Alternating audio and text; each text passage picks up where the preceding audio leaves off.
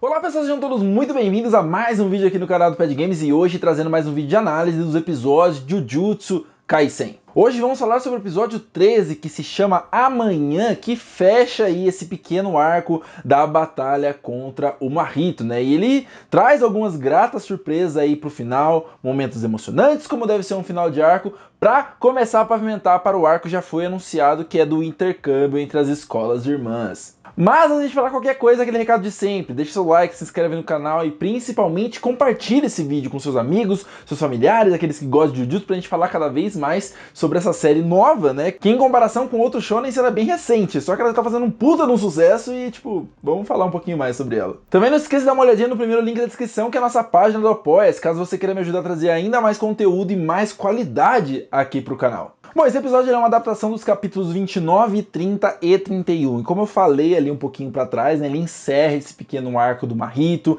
finaliza a batalha, finaliza ali os seus desdobramentos, né, e começa a preparar para o futuro do próximo arco. Bom, logo no comecinho é que a gente vê o pequeno Junpei, né, falecido, não volta mais, pra nossa tristeza, porque eu queria muito ver o Junpei, inclusive o anime te dá todas as cartas falando assim, não, imagina o Junpei ali como um feiticeiro de Jujutsu, olha que bela ideia, e se a gente tirar isso de você? Bom, foi isso que o anime fez, basicamente, né? E um pequeno detalhe aqui é que nessa abertura em exclusivo do episódio 13, nós temos o próprio Itadori chorando ali naquela ceninha que tá ele no metrô, né? Meio que se transformando no suco, né? Que é logo a cena de abertura ali, ele tá derramando uma lágrima em homenagem a toda essa transição que ele faz nesse episódio, mas a gente já comenta sobre isso. O episódio dá uma leve repetida no que aconteceu no finalzinho do episódio passado ali, né? No encontro entre o Nanami, o Itadori e também o próprio Mahito, e daí eles partem pra porradaria nua e crua. E eu tenho que te falar, carai, que episódio bonito, bem animado, uma luta fluida ali, bem inconsequente, você fica tipo, meu Deus do céu, o mapa me beija. E o Mahito ele já começa a se precaver ali, né? No mão ele coloca um olhinho a mais, porque ele tem que ficar de olho no Yuji, porque ele não pode deixar que o Yuji chegue muito perto dele para acertar com seus punhos divergentes, porque ele sabe que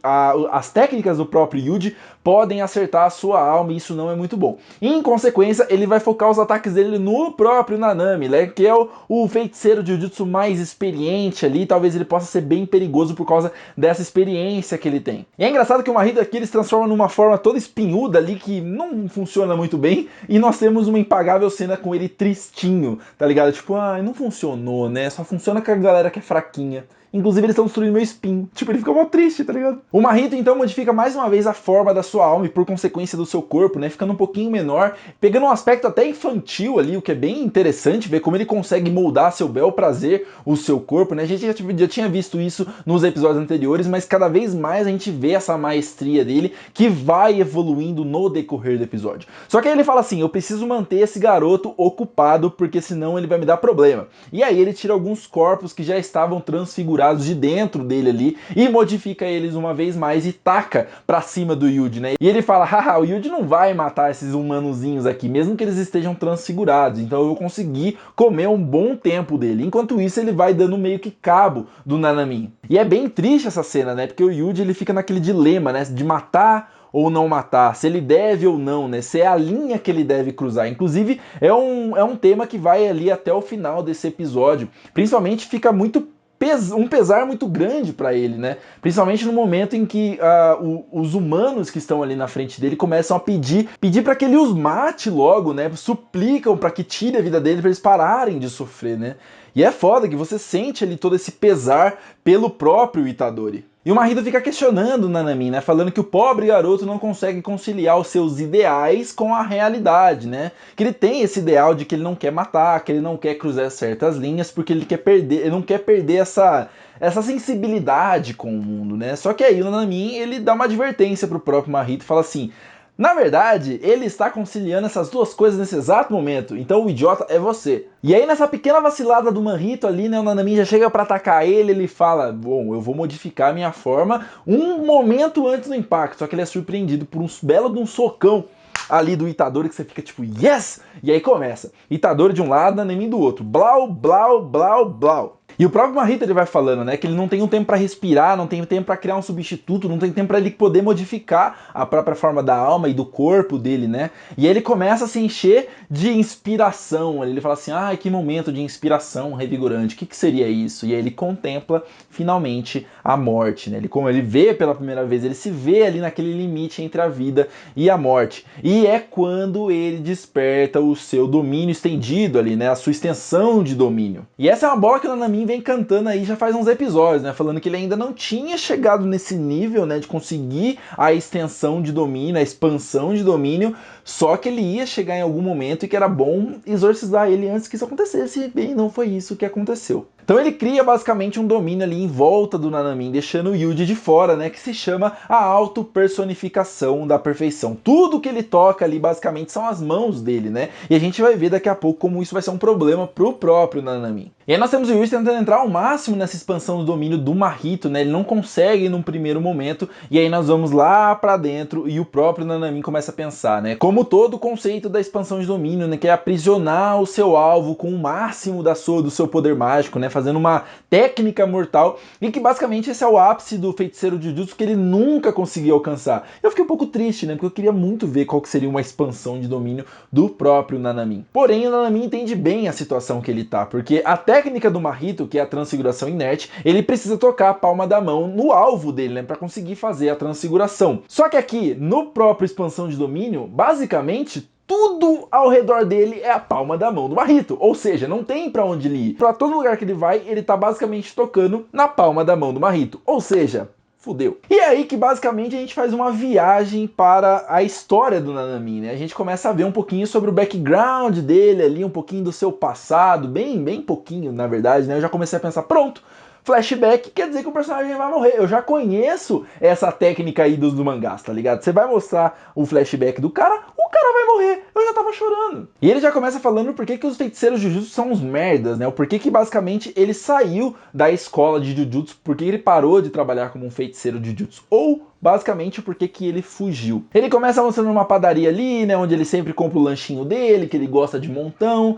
Só que ele percebe que no ombro da atendente tem uma maldição ali. Uma maldição fraca, que não vai fazer grande coisa com ela. E não tem por que ele interferir, tá ligado? Já que ele não é mais um feiticeiro de Jujutsu. Então ele só segue basicamente o caminho dele. A gente já tinha visto bastante disso, né? Como ele é basicamente um cara muito regrado, um cara muito que não sai muito das suas próprias regras, né?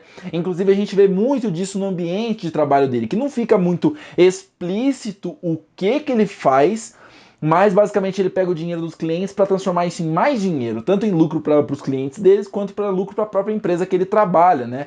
E quando ele está passando as informações, as instruções para o seu novo funcionário ali, né?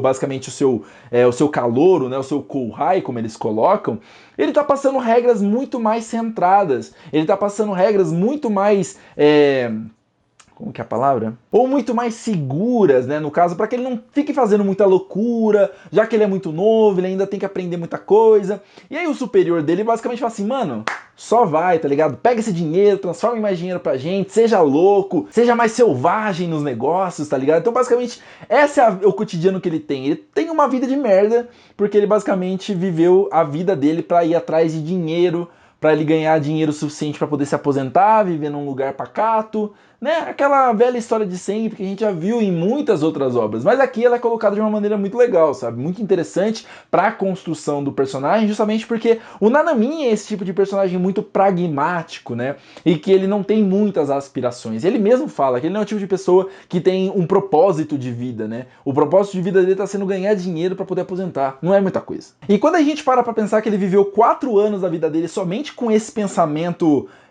raso, né? Esse pensamento não muito ambicioso da vida dele, a gente começa a entender muito mais do arquétipo desse personagem, né? O estilo de personalidade que ele tem. E ele, até mesmo ele começa a questionar sobre isso, né? Ele chega pra moça da padaria e fala assim, mano, o que eu faço é pegar dinheiro de outras pessoas e transformar isso em mais dinheiro. Não é como se eu fosse ir embora e as pessoas fossem sentir minha falta, porque eu sou substituível. Agora, se alguém tirar uma padaria do lugar, né? As pessoas vão querer comer pão. Então, tipo, você tira basicamente a necessidade, você mexe com a necessidade de uma pessoa, né? A necessidade de comer, a necessidade de comer um pão. Só que ele ganha muito mais do que a atendente. Ela fica até tipo, mano, você tá contando vantagem pra cima de mim? Não tem nada a ver com isso, né? Ele só tava fazendo essa analogia pra entender como a vida é meio que injusta, né? Como a gente vê muito sobre isso, sobre as grandes corporações ganhando rios de dinheiro e às vezes as pessoas que são mais necessárias, como um professor, um médico, uma pessoa que alimenta outras pessoas, né? Como eles são tão desvalorizados e tal. É bem legal esse tipo de reflexão que ele traz aqui pra gente, né? Inclusive, Jujutsu faz bastante sobre isso. E aí, nesse momento, ele pede para a atendente dar um passo para frente e ele elimina aquela maldição que estava fazendo mal para ela. Ela se queixa de dor nas costas, né? Que ela anda se sentindo muito cansada e ela não sabe por quê, que basicamente você tem um encosto aí no teu ombro, né, minha filha? E aí, no momento que ele vai embora, né? A moça já tá ali se esgoelando de tanto agradecer o Nanamin, né? E a gente vê como esse obrigado, ele vai fazer muito efeito em cima dele, né? E ele liga de volta pro Gojo e fala assim, ó, eu retorno pra escola Jujutsu, e o Gojo começa a cascar o bico. Você fala, mano, por que você tá rindo, tá ligado? Tipo, basicamente o Gojo, muito provavelmente o Gojo sabia que o Nanamin ia voltar em algum momento e ele só tava tipo, hahaha, eu sabia, tá ligado? Filha da puta demais. E é muito legal que esse último momento que ela fala obrigada pro Nanamin, né?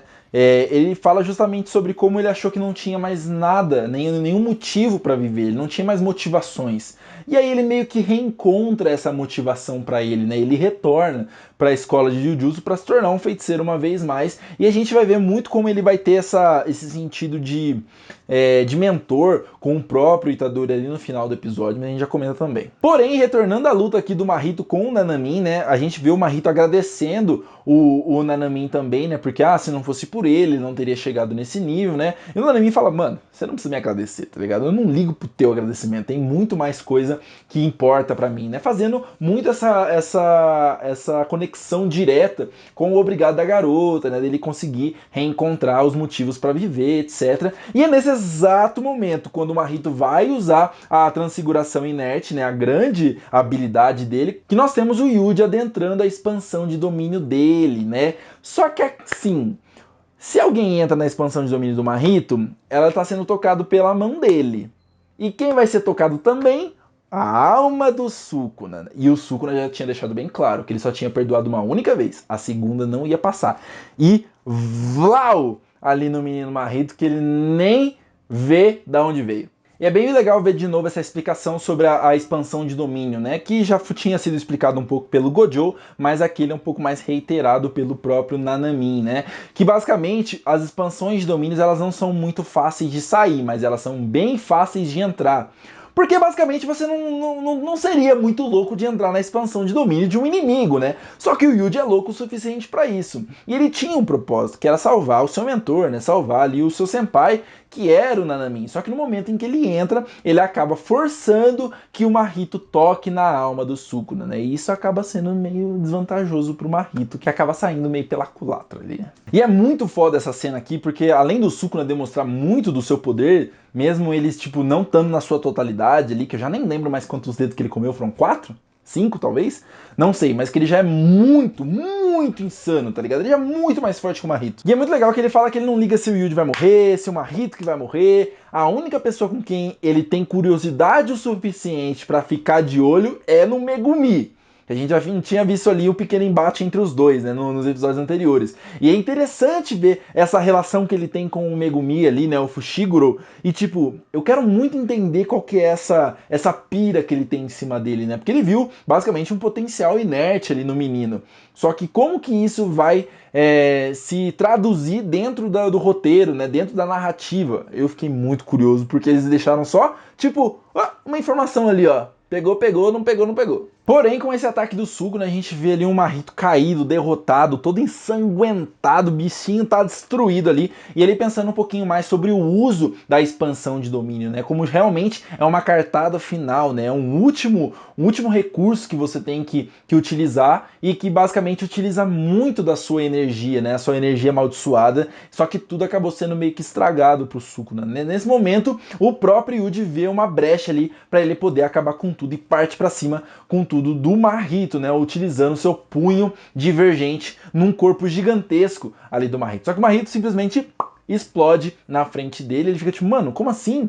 Não é o tipo de reação que eu tava esperando, tá ligado? Cadê ali o impacto da parada? E ele vê o Mahito fugindo com tudo ali pelos esgotos, né? Eu acho muito interessante como nesse momento a gente tem o Yuji muito raciocinando a situação, né? Entendendo e fazendo a leitura correta de toda a situação. Ele vai se aproximando do corpo do Mahito falando assim, ó, ele não tá absorvendo muita energia amaldiçoada, o alvo é grande, ele não vai conseguir contra-atacar, então eu consigo acertar ele com toda a minha força. E a gente vê muito desse crescimento do Yuji, né? Ele é um personagem muito interessante nesse sentido, que a gente vê esse crescimento dele. Ele já tá se tornando um dos personagens mais perigosos, por assim dizer. Eu sei que tem muita gente que é muito mais forte que ele, mas é muito bom ver como ele tem essa evolução bem acelerada. Ele saiu de um completo nada, que era atleticamente com potencial, pra um cara que já tá, tipo, ficando bem forte, tá ligado? Porém, no momento que o Mahito tá fugindo ali pelos esgotos, o Nanamin já aciona o Ino, né? Que é aquele personagem que a gente conheceu no episódio anterior. Falou assim, ó, pega aqui todo lado do esgoto pela parte sudeste, onde eu tô, até você vai conseguir exorcizar o Mahito nesse momento, né? No estado em que ele tá.